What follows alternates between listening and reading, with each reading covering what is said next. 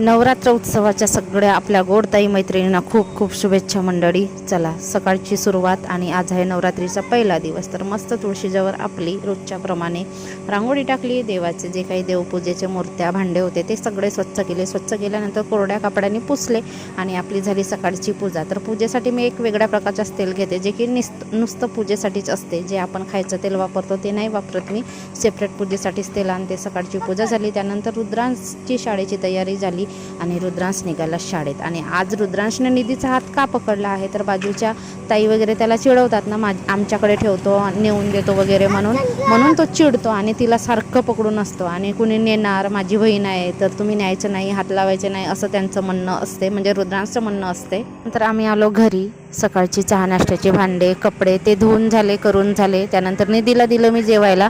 पोळी भाजी खाते आहे निधी आणि स्वतःच्या हातानेच खाते. ती लहान आहे पण चांगली सवय आहे ना. जो